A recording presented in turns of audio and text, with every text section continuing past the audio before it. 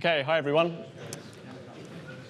In 2017, the Aviation Safety Network reported an amazing statistic.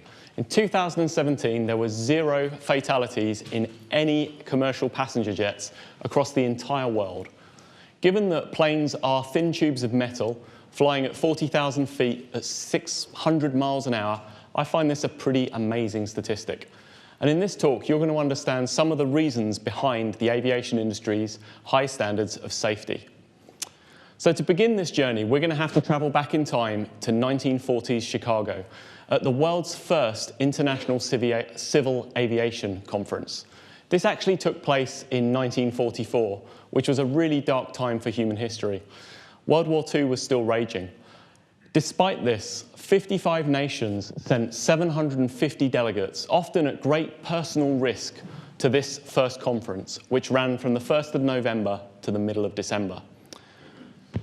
At the end of the conference, these fine folks published the following grand statement. The future development of international civil aviation can greatly help to create and preserve friendship and understand among the nations and peoples of the world. A very grandiose statement that they all signed, but that's not the reason why airlines are safe. The reason is buried in the details of this. So this is Article 37, and this is where all of these countries got together and they agreed to use common standards and procedures across the airline industry in all nations of the world. And it's this mindset that set the aviation industry up for success. Information is shared openly and transparently, and failure of any kind prompts inquiry. If you've been following along with the Accelerate book club, then you'll recognize this as the generative culture as described in the Western model. When the airline industry sees failure, they're not seeking justice, they're not trying to blame people for what goes wrong, they're trying to understand the root cause. So we're now going to look forward at some of the examples that have helped shape safety in the airline industry. So this rather cool looking plane is the British Overseas Airways Corporation Comet jetliner. And you can actually see one just outside the hangar here. This is the first jet-powered airline, and Britain was first to the market with this in the 1950s. Coincidentally, it was built just down the road at Hatfield. I love the sci-fi, I have to remember not to turn around. I love the sci-fi advertising in this. And if you look at it, it's still a really modern plane. If you go down and look at it, it still feels really similar to the planes that we fly today. And at the time, it flew faster and higher than anything else. It beat the Boeing 707 to be the first jetliner in commercial service. Unfortunately, when it entered service, 3 planes were lost in highly publicized accidents in the first 12 months. Now, these planes all suffered catastrophic breakups, and there seemed to be no common cause. When the 3rd plane crashed, this resulted in the grounding of the fleet. Now, the manufacturer de Havilland at the time couldn't find a root cause, so they embarked on a process to try and make as many modifications to the plane as they could to cover all possible causes of accidents.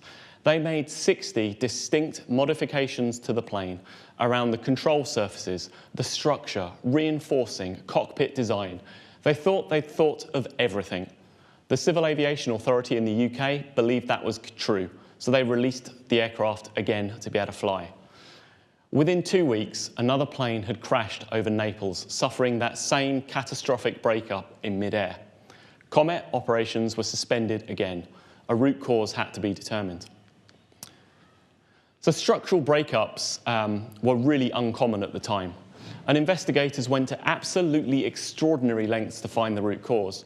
So what you can see in the picture behind you is a full-size Comet based at RAF Farnborough, just down the road in sort of Hampshire, and they've encased that entire aircraft with a 200,000-gallon water tank. And the reason they've done that is to try and simulate the pressure that it experiences in flight. But I want to give you a real sense of the lengths investigators went to. So in order to find out how the aircraft behaved under stress, each test they filled it up with 200,000 gallons of water to increase the pressure, then release the pressure. They did analysis and they repeated that. It took 3,060 pressure cycles for the fuselage to fail. From this, scientists found the unmistakable fingerprint of metal fatigue. So if we look at this, you can see on the, trying to work out that side, you can see on that side the kind of failures that they saw. So on one side, in the grey photograph, you've got the failures that were experienced in the pressure tank. On the right-hand side, you've got a piece of recovered wreckage from one of the crashes. Now you'll notice that in both cases, they've got metal fatigue in the corners. It's the fact that the windows were square concentrated the stress in the airframe in a way they were not expecting. This led to metal fatigue, which led to the aircraft essentially disintegrating. So this is, as legend has it, why rectangular windows are no longer used in planes. So if you see this early generation Comet plane here on the photo and compare it to the one in the hangar, you can see the one in the hangar is the more modern variant which has the round windows. Case closed, right? But actually the airline industry doesn't ever stop researching. So as recently as 1990, the University of Birmingham took this work and provided, with the better tools of the time, did a more in-depth analysis. And they found out that it was kind of luck that meant the rectangular windows to circular fixed it. This wasn't actually the real problem. The real problem was the method of attaching these windows to the airframe. So with circular windows, for some reason, they choose to glue those in shape. With rectangular windows, they use riveting and punching. This led to small microfractures in the hull, which actually caused the breakup. So my point here is not really to illustrate the particular reasons of why this aircraft failed. It's the relentless approach of the airline industry to safety, to finding that root cause. The work to understand the Comet plane has what led the airline industry to this fail-safe approach, and more recently, a design failure approach. Modern planes now carry extra weight. They are designed with redundancy in mind. And this all comes back to the original Comet. So with our next example, I'm going to take us forward in time a bit to the mid-50s, and we're going to take off from LAX. So this incident involves a DC-7, which is the plane on the top, and a Lockheed Super Constellation, which is the plane on the bottom. Both of these left LAX within 5 minutes of each other, and they both left under what's known as instrument flight rules. In instrument flight rules, when you're flying a plane, the air traffic controller and your instruments are responsible for telling you where you're going. Both planes proceeded under instrument flight rules until they got sort of midway over Nevada. And at that point, they switched to what's known as visual flight rules. Now, visual flight rules are a set of procedures for pilots to deal with when they're out of the range of air traffic control. I find it quite scary, but under visual flight rules, the pilot is essentially responsible for looking out the window and making sure they don't bump into anything. That is as scary as it sounds. So as these planes are over Nevada, they're flying over the Grand Canyon, and they notice clouds. Now, under visual flight rules, the rules are quite simple. When you see a cloud, you go above the cloud, and that way you can see where you're going. Sounds pretty simple. I'm probably simplifying it dramatically. Apologies to anyone who's a pilot. Both of these planes were over the Grand Canyon at approximately the same time. They both encountered the same cloud. They both applied the same rules, and they both collided. This was a notable aircraft incident. It was the first commercial incident to involve the death of more than 100 people. The airline industry began an immediate investigation. And as you can see from the first sentence, they determined the possible cause of this mid-air collision is simply that the pilots did not see each other. But remember, this is the airline industry. It's not about justice. It's about seeking inquiry. So they've looked, and they've pulled no punches when they've described why this has happened. The insufficiency of en route air traffic advisory information due to the inadequacy of facilities and lack of personnel. That was the root cause, and that is what demanded action. So this case was very visible. And in 1958, the US government, through the House of Representatives and so on, passed what's known as the 1958 Federal Aviation Authority Act. This does not sound exciting, I'll be the first to admit that. But this solved this class of problems. It created a single agency responsible for the management of airspace across the entire continental United States. This led to vastly improved technology. The technology did exist at the time to give coverage over the United States, it just wasn't enacted. So with the introduction of the FAA, Technology was rolled out. Many more air traffic controllers were recruited. Everything was modernized. And gradually, mid-air collisions became a thing of the past. We're going to go forward a few more years now to 1965 and United Airlines Flight 389. So this left, it's a very standard route from New York's LaGuardia Airport over to Chicago O'Hare. There was absolutely nothing of interest in the beginning of the flight. Everything seemed perfectly fine. Upon arrival at O'Hare, air traffic control asked the pilot to descend to an altitude of 6,000 feet. And the plane started to descend in a completely normal way at the normal rate of 2,000 feet per minute. But as it passed through 6,000 feet, it failed to stop declining. And a few minutes later, the plane crashed straight into Lake Michigan. And again, this sadly resulted in the loss of life of everyone on board. So this was a really tough investigation for the investigators.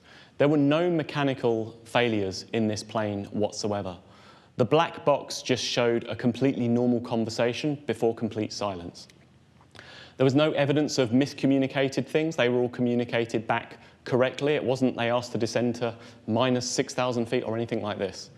But again, this isn't enough for the airline industry. You can't just have one of those things.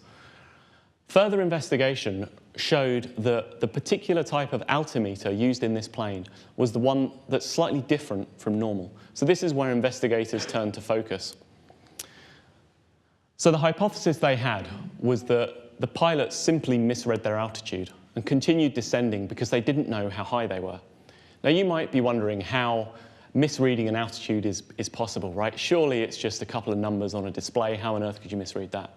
Well, actually, misreading an altimeter on a plane is quite easy.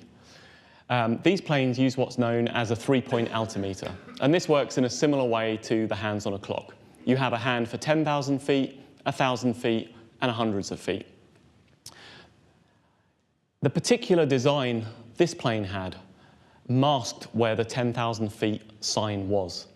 Under a sort of at-a-glance reading, it was hard to notice whether that was 16,000 feet or 6,000 feet. The grainy photographs you can see at the bottom try and illustrate some of that. But it is the result of this investigation that determined their best guess at why this crashed was this misreading of the altitude. Now this led to how to simplify the design of the altimeter. So I will be the first to admit this doesn't look a whole host cleaner to me. But in this design, you can see that the 10,000 feet line, the one with the arrow on, is always visible. This improved altimeter design was rolled out across all aircraft instrumentation. For me, this is a really great example of the importance of user experience. But again, this is the airline industry going to extraordinary lengths to find out what went wrong and do something about it. So we're going to fast forward a few more years now to 1982 and Flight 90 from Air Florida. Now, if there's one thing you know about Florida, it's hot. I was there on holiday once. They had a ground frost. This seemed to make the news. You were told not to wear flip-flops. These people are not used to cold weather. So the crew of this Air Florida plane were based in Florida. They were native Floridians. And this meant they had little or no experience of taking off in cold weather conditions. Like all pilots, they knew the danger of cold and the effect that could have on the aircraft, but it wasn't at the forefront on their mind. So on the runway, the captain and co-pilot are working their way through the checklist, as they've done a million times before. The exact dialogue has a lot of technical terms, so I've simplified this a bit, but roughly the checklist went, do we have two wings? Yes. Do we have a landing gear? Yes. Is the engine anti-ice on? No. They carried through that checklist just as they'd done a million times before, but they hadn't applied the context that they were operating in. They'd given the same answers every time, just robotically, without thinking what they are really saying. This was the first failure. Now, if we're moving onto the runway here, and they're just about to taxi off. Now, I want you to look really closely at the dialogue of the co-pilot in this situation. So the captain has said that the engines have spooled up and they're pretty cold. But listen to the way the co-pilot says things. God, look at that thing. That doesn't seem right, does it? That's not right. It's not exactly directive language, right? It's just him expressing a random opinion. So the captain rightly says, yep, sod ya. It is let's go. And again, the co-pilot is still expressing this same concern, but he's still doing it with this woolly, fluffy language. I don't think that's right. Maybe it is. And again, the co-pilot again with, I don't know. None of this is really helping the pilot make a decision. If we go now, they're taxiing along the runway, and the plane is failing to generate enough lift. The reason it's failing to generate enough lift is because the engine is partially frozen. It's not generating the pressure that it should be. And now, finally, we can see the co-pilot start to be directive when he notifies his captain, Larry, that we are going to crash. Larry, we're going down. I know it, and that's the end. The plane stalled, and I'm again sad to say that everyone on board was killed. Investigation began immediately, and they very quickly narrowed in on the captain's failure to reject the takeoff. At almost any point in that dialogue, the captain could have done the abortive procedure and lives would have been saved. The abnormalities they were seeing in the instrument readings, they just weren't taking enough notice of that. This shouldn't have been a failure that happened. Now, this led to the introduction of something known as cockpit resource management. And this is a set of training procedures for dealing with environments where human pressures can have devastating impacts. And the goal is to create this psychologically safe environment. You might have heard Ben talk about psychological safety, so it's a thing that's relevant for Redgate. All it means, psychologically safe environments are one where you can employ yourself without fear of negative consequence. So perhaps in the example before, the co-pilot felt his pilot was more experienced and didn't feel like speaking up. Lives could have been saved if that guy had spoken up.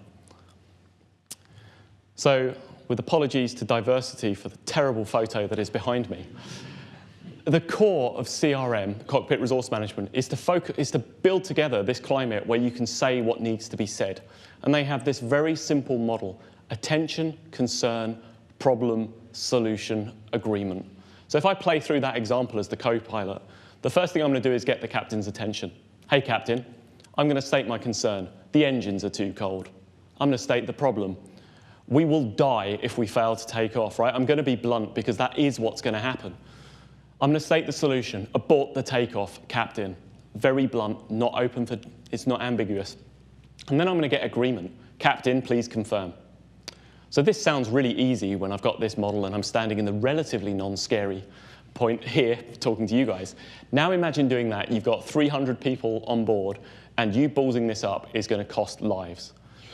This is why cockpit resource management training is absolutely mandatory for everyone in the aviation industry. Whether you're the co-pilot, pilot, a member of the flight crew, it's incredibly important that you have this training, and it's mandatory. This is refreshed every 6 months across all airlines. This is one of the biggest causes of the airline safety that we see today, just this psychological safety. Okay, we are going to cheer up now. So for the last 7 minutes, I promise no one is going to die. So this is Air Canada Flight 143, a completely routine flight from Montreal to Edmonton. It's one of these brand new Boeing 767s at the time. It's a $40 million plane. It's traveling over Ontario at an altitude of 41,000 feet at over 400 miles an hour, when the captain and co-pilot hear a chime in 4 successions. It turns out this is the emergency notification system saying the fuel pump has failed on one side. Now, believe it or not, that's not actually too bad. When a plane's flying upright, the gravity does the job of putting the fuel in the engine. So they carry on as normal, just noting that as a problem. A few minutes later, the alarm on the other side goes off. Okay, it's still not quite life-threatening, but it's serious enough to warrant the plane being diverted. So they talk to air traffic control, and they divert to Winnipeg. Now, a few minutes later, as the captain said, circumstances began to build fairly quickly. They then heard a completely new noise that they'd never encountered in the simulations. And it turns out this noise meant your airplane no longer has any fuel on board. So at 40,000 feet, at 400 miles an hour, this 767 has become the most expensive glider in the world. The crew started to frantically consult their checklist for how to fly a plane without any engines. And unsurprisingly, this section does not exist in any flight manual. But in an amazing stroke of luck, Captain Bob Pearson, the pilot of the plane, was an experienced glider pilot So he quickly sat down there, he got his pen and paper out, they did the calculations, they worked out the angle they could descend at to maximize the amount of time they could stay from hitting the ground. They had 13 miles left. By this point, the altitude was 35,000 feet, and they realized they weren't going to make Winnipeg. In the next amazing stroke of luck, here is where the co-pilot trained. This is RAF-based Gimli, which is some airplane port in Canada where this guy happened to train. This is an amazing stroke of luck, right? They can descend, this is in range, everything is hunky-dory. Unbeknownst to them, the co-pilot had trained a fair bit ago. And during that time, the airport had been sold off and redeveloped as Gimli Motorsports Park. So the runway that they were barreling down on, they were only going to be there in a few minutes, was actually a drag strip now, with that large metal barrier you see all the way through. So luck isn't quite going their way. As they're descending, they realize they're carrying too much speed. They're in severe danger of going off the end of the runway. But more luck to the rescue. Somehow, that middle divider in the drag strip actually acts as a lovely source of extra friction. It helps to slow the plane down so it doesn't go off and they don't run into the lake at the end. In another stroke of luck, it turns out if you want to put the landing gear down on a plane, it needs to use some of the engine's power. Obviously, they didn't have that, so the front wheel just didn't lock into place, which caused yet more friction. And amazingly, despite the plane effectively being turned off at 40,000 feet and 400 miles an hour, it came to a complete stop in the middle of the runway. You get an amazing picture like that, which I have not photoshopped, I promise. And everyone walked off alive. It's one of the most amazing stories I've ever seen. There is apparently a terrible Netflix movie if you're after it. So the report focused into what went wrong. Despite the fact no one died, it still needed investigating. Now, it turns out at the time, Canada was wisely converting over from the imperial system, which makes no sense whatsoever, to the metric system. Unfortunately, the people doing the refueling hadn't quite clocked that. So when you fill up a plane, you've got to work out how much fuel you've got already and how much fuel you need to add. And you need to apply some various corrections factors. Turns out, if you apply the pounds one instead of the kilograms one, and you do it twice, you end up with a plane that leaves only being filled with a quarter of the fuel it needs to reach its destination. A bit of a cock-up there. But investigations didn't stop there. So they started to look at all the machinery. Why did the plane report it had the right amount of fuel? Well, the answer was back then, you keyed in how much fuel you thought you had put into the plane rather than independently fixing it. So that doesn't help anyone. So they fixed that as well. Another thing is, if I was having my plane refueled, I wouldn't want the carrier to refuel it. If I get Ryanair to refuel my plane, they're only interested in me getting it turned round as quickly as possible, right? They're not incentivized. This accident led to the fact that airports are responsible for filling your plane, not Ryanair, not British Airways, and not Air Canada in this case. This independence gives them the right incentives to do the right thing. Our final story is around the F-22 Raptor, and I'm probably going to have to go much faster. So the F-22 Raptor is a really cool-looking aircraft. It's one of the first aircraft in the world that can maintain supersonic flight without even turning on the afterburners. If it turns the wick up, this thing can go in excess of Mach 2. And if you look at the engines on the back of that plane, they're actually directional. This plane can do the most insane maneuvers you have ever seen. All that comes at a cost, though. This plane requires an outrageous amount of software just to keep going in a straight line. It is not aerodynamically stable. The Americans are hugely proud of this plane. This is the first billion-dollar warplane. So in 1997, a group of these stealth fighters was deployed to Okinawa in Japan, and 6 of these jets flew from Hawaii to Japan. And this is roughly the route they took. You'll notice this purple line in the middle. Can anyone think what that is? It is indeed the International Dateline. So as this squadron of this $6 billion squadron of planes passed the International Dateline, the flight management system failed, completely and utterly failed. It turns out the design of the avionics system had 4 modules. One of the modules was called the present position location, which gave the location of the plane. Everything kind of depends on this. So when it crossed the International Dateline, this module just failed. That caused a complete chain reaction which led to all onboard systems completely and utterly failing. They couldn't reboot, they couldn't do anything. Now, luckily, they were accompanied by a refueling plane. And this $6 billion, the Navy's finest pilots have to turn around and follow the air tankers at about 200 miles an hour really carefully because they can't fly properly because they haven't got any software, and turn all the way back. This was one of the most embarrassing things ever for the United States government. I just imagine the look on the fuel tanker's face as they sort of pull into land with this squadron behind them. This was embarrassing. So as you might imagine, most of the investigation towards this has only recently started to be declassified, probably because it's quite embarrassing. But we can pick up some bits. So firstly, due to government mandate, this was originally written in something known as Ada 83, which is every bit as old a programming language as you might imagine. Even back then, in sort of the mid-90s, they couldn't find people with this set of skills. So they decided to migrate to Ada 95, a slightly more modern language. So they're doing a migration as well as writing the most software in the world for an avionics system. There are actually about 800,000 lines of code on an F-22, which is roughly 4 times as big as SQL Compare. I'll let you draw your own conclusions from that. This was also the first ever Agile project management system as well. Now, I'm not bashing Agile, I promise, but they were trying to do too many things at once. They were going from Ada 83 to Ada 95. They were writing 800,000 lines of code, and they were doing it with a brand new process. And listen to the words of John Cottam: fail fast, fix fast. I do not want that guy managing the way the avionics software is written, but this is what he is saying. This is insanity, right? It's no wonder this failed. So what did this lead to?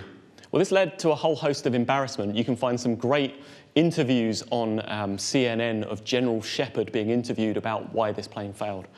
But more importantly than all of that, it led to some significant reform in the way that avionics-based systems are written.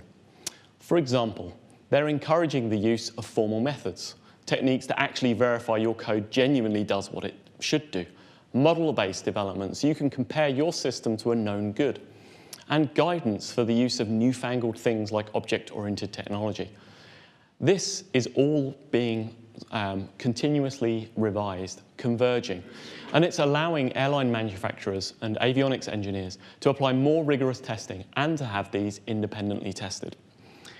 It's stopping airline industries trying to do too many silly things at the same time. Agile, we need to be disciplined when we're building software for avionics. So that brings me to the end. So why don't planes crash? Well, planes do crash, right? The 737 MAX incident is another timely reminder of that. But every single time a plane does crash, there's inquiry. The Air Standards Authority seeks answers, not justice, and they commit to continual process of reform. And it's this growth mindset for the entire aviation industry that has continually improved airline safety over the last 80 years, and it will continue to do so in the future. So I'd just like to close by showing some of the books that I think we could learn a few things from as Redgaters. So first is The Fearless Organization. This talks about psychological safety in the workspace, about how we can all express our opinions about how software and products should be built at Redgate with safety. You've all probably seen the Accelerate book talking about the growth of the DevOps movement. And in that, they mention explicitly the Western model of organizational culture in which the airline industry takes a leading role. Carol Dweck and Matthew Syed have talked about the growth mindset, that belief that nothing is fixed, you can always grow, you can always improve. And finally, Edgar Schein teaches us how to talk in a way that encourages humble inquiry into what's going wrong rather than seeking justice. Thank you very much.